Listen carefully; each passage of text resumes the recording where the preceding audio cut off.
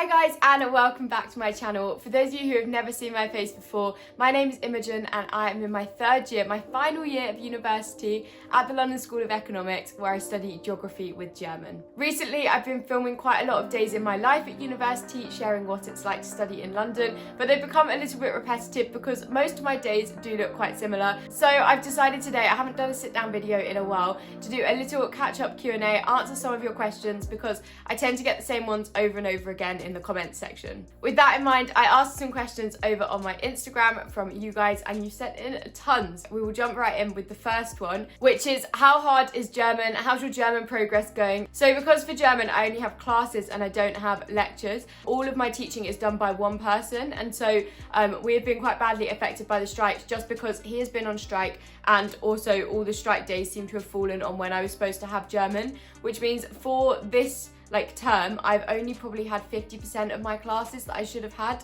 The idea of the module that I'm now doing means that I should come out of university with a relatively high level of German. Like, I should be able to use my German professionally, which is definitely not the case. But when you think about it, I started during COVID, so yes, I was still having my classes, but they were online. Like, you don't learn as much.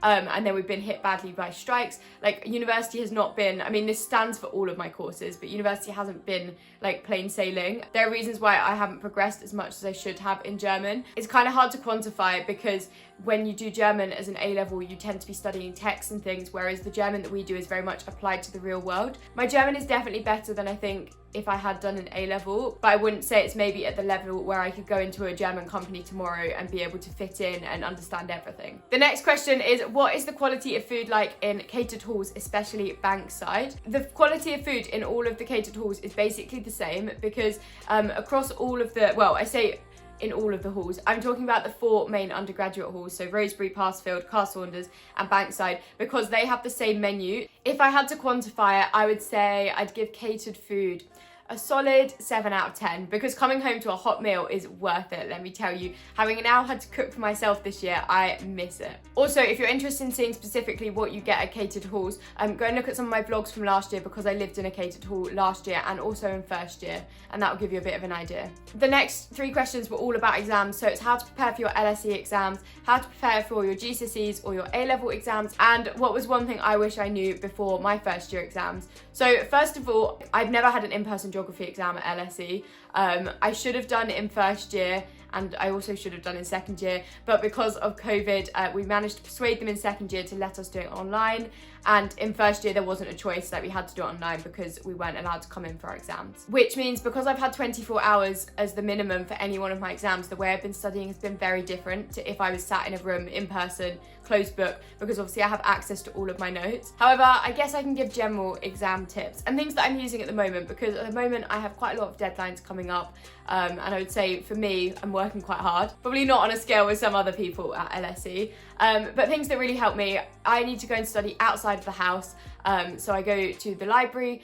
Even your local library is a great place to go and study. It just gets you out of that environment where you could potentially go back to bed, you could go and make a meal, you can get distracted. So I'd say just leaving your house really helps. And also linked to that, before you leave your house, try and write a plan of what you're going to do, because it helps to keep yourself accountable. The one thing I would say with exams is, and this is true of like LSE exams, this is true of like GCSEs, A-levels, the courses are generally quite big, and if you go over everything in the same amount of detail, first of all, it's going to take you absolutely years, and second of all, it's not going to benefit you as much for certain topics as it will for others. So I'd say work smart, not hard.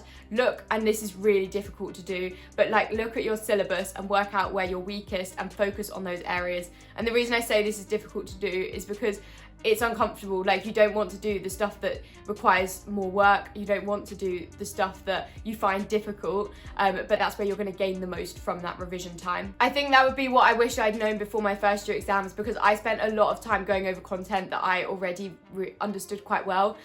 So one of our courses was split into 2 different sections, and so I focused on the one that I really understood and kind of neglected all of the stuff that I really should have spent time doing. So I think if I could have gone back and whispered something in my ear, it would be, look at the other section, because it will make the exam a lot easier. The next question, this is what I've been meaning to address, and I was going to do a whole video on it, but I don't think it really needs that, is what do you prefer more, living in halls or living at home?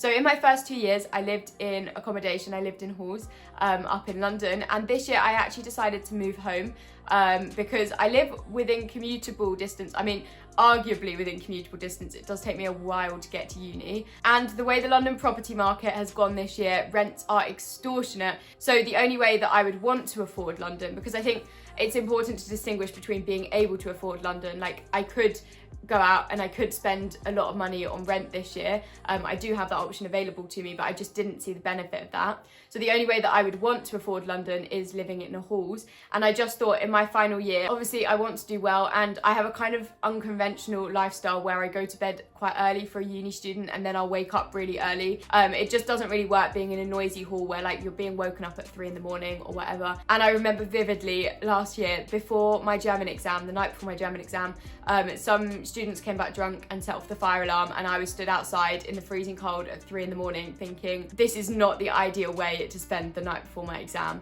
So based on that, I decided to move back home. But the question is not why did I decide to move back home, it's which one do I prefer more.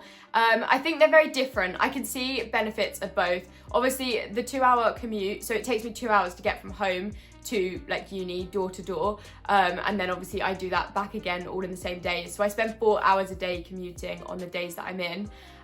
So the commute is just long. I have to say I am exhausted after I've gone into uni. For example, on a Tuesday I leave the house at like 7:45 and I get back at 9 o'clock, 9:30 at night. So my days when I'm in uni are so long, and I definitely couldn't do it every day. The only reason this works is because I'm only in 2 days a week this term, and last term it was 3 days a week. So the flip side of that is that when I was living in London, my commute was only 25 minutes to uni, 20 minutes. So if I had a 9 a.m. class, I could roll out of bed at like 8:25, get ready quickly and be at uni on time. Whereas now, if I've got a 9 a.m. class, I've got to get up at 6 a.m, which is a bit painful even for somebody who likes getting up early. So to give a concrete answer to your question, I think I prefer living at home because I'm in 3rd year, and I preferred living in London in 2nd and 1st year. Like, I think they were the right decisions for the right time, given what I wanted to prioritize. I think if I'd have moved home in 2nd year, I would have really struggled socially. So actually being in London was the right decision for me then. The next question is, as a 3rd year, do you have to write a bachelor thesis, which is another word for dissertation? If so, what are you writing it on, and how's it going? So yes, I do have to do a dissertation because I do a Bachelor of Arts, a BA in geography. It is included in my course and it's compulsory. I am writing my dissertation, and before anybody says anything, I know I studied geography and this is not particularly related. I'm doing it on parkrun. So I'm looking at how identity shapes people's experiences of parkrun, and also how like people of certain identity populating parkrun changes the way in which the events are run and changes the way in which people feel welcomed or excluded from those events. So I'm using a feminist geography framework, which is how I've managed to link it to geography, because I do a module this year which is so interesting called Gender, Space and Power, which is basically looking at the marginalization of different groups by like bigger social structures that we have.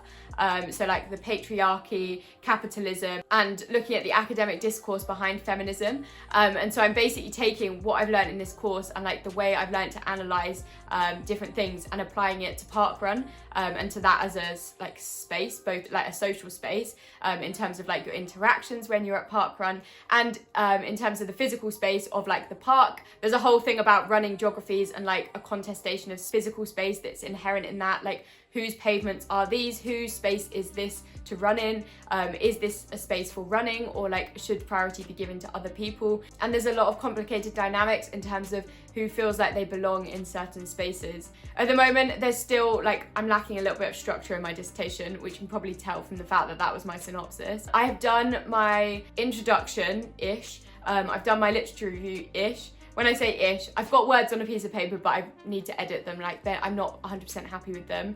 I'm starting my methodology as we speak. I have been doing some interviews, which is my main method. And so then I will move on to analysis. My dissertation is due in about 6.5, 7 weeks. I'm feeling pretty chill at the moment. I think the hardest bit is sitting down and getting those first words on a piece of paper, which is a hurdle that we're kind of getting over now. The next question is, how are you finding your 3rd year workload, and how are you finding your last few months? It is busy, I'm gonna be honest. Like, the workload at the moment hasn't really stepped up because, interestingly, my terms workload is very different from the stuff that I have to do in the holidays. So the holidays tend to be like assignment heavy, so I'll have a lot of deadlines all at the end, so then it's a case of just like managing my own time. However, during the term, it's just a case of keeping on top of the readings. So as I now understand how things are examined, I can get through readings a lot quicker because I understand that I just need to get the key points out of a lot of them. So I'd say in terms of that, my third year reading workload is less. But in terms of the assignment workload, I would say I'm probably finding that harder this year than I have in previous years, because much like the dissertation, the topics we can pick are quite open-ended.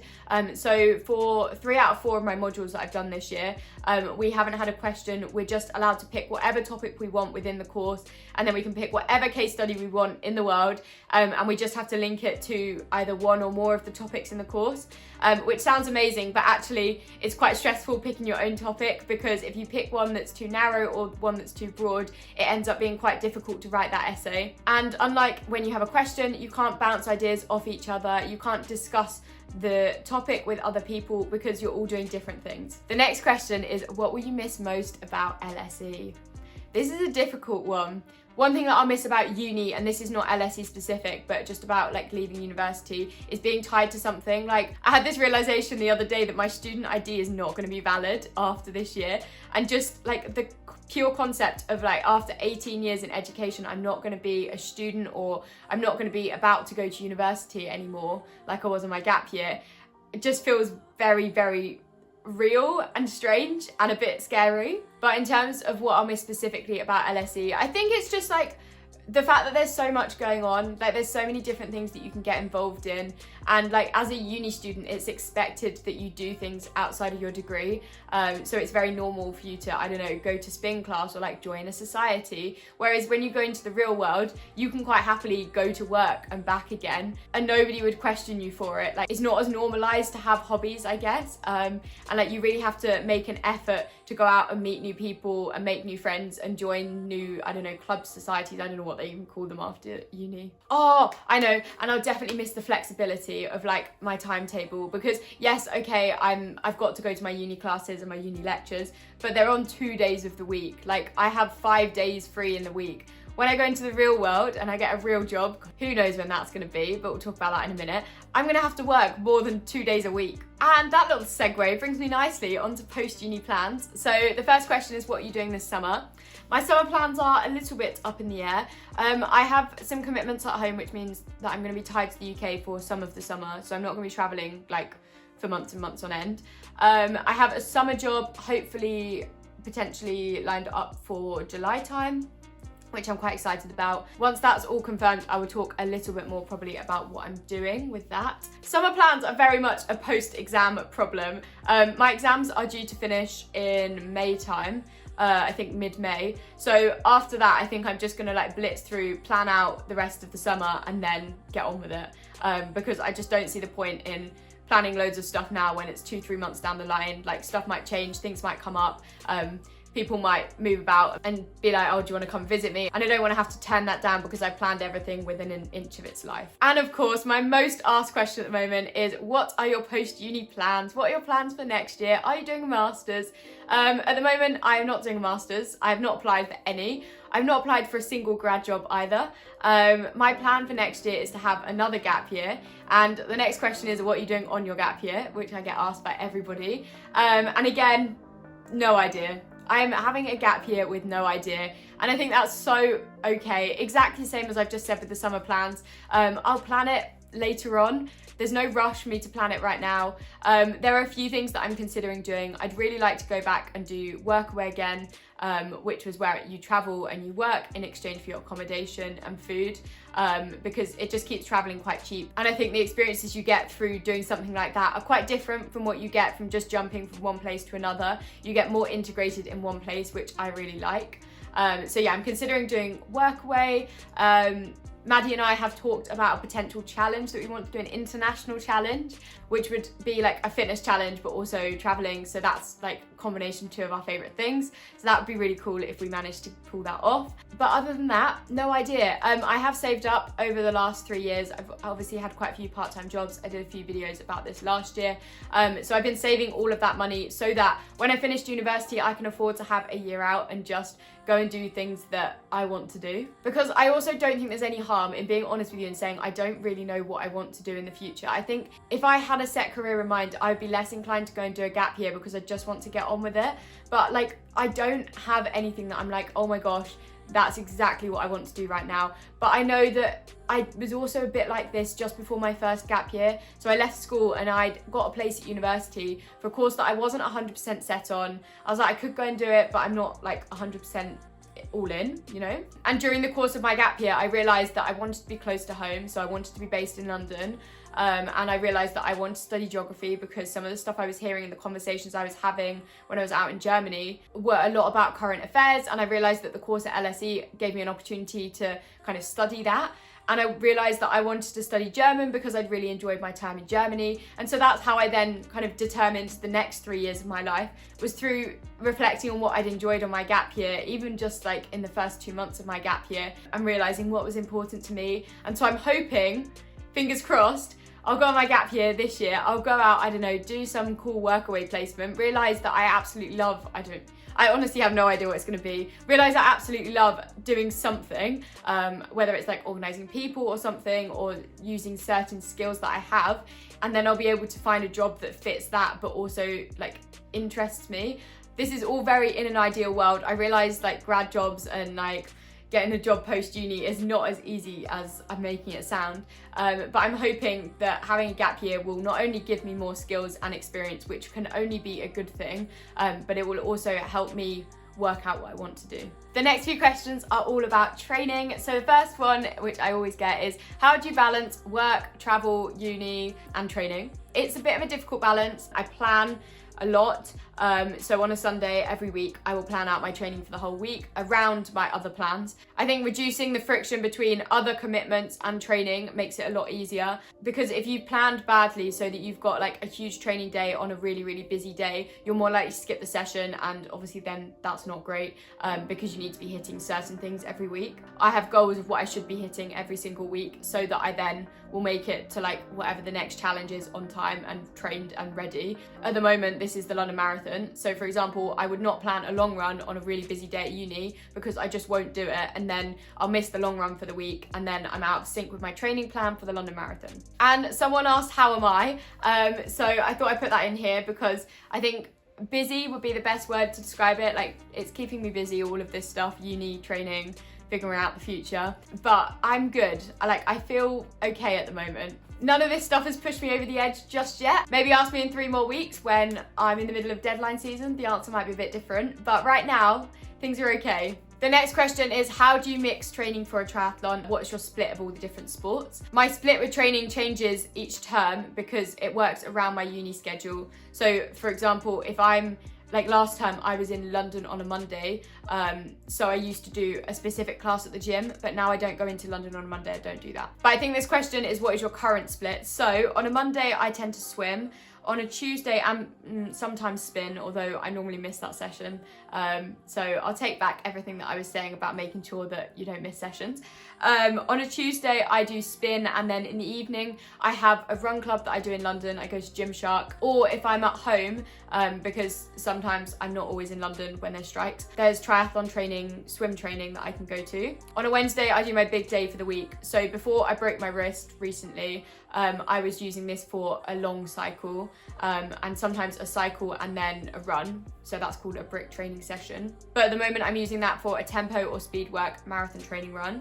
And then on a Thursday, I have triathlon training in the evening. So that's like a short run and a short cycle, indoor cycle session. On a Friday, I swim. And then on a Saturday, I run to park run. I do park run, and then I run back from park run. So that ends up being like a 10K run. And then on a Sunday, I have my rest day. But it used to be, I used to not swim on the Friday Friday and I used to cycle on the Sunday.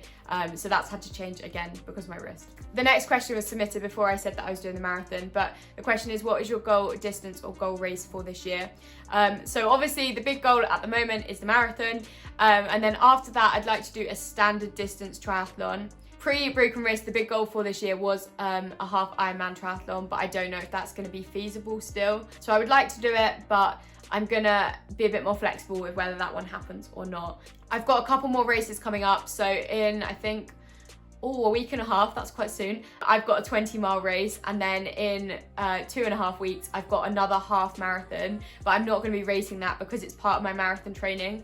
I did a half marathon a week and a half ago, which went so well and I was really pleased with my time, but it did put me out for a good couple of days afterwards because I properly raced it.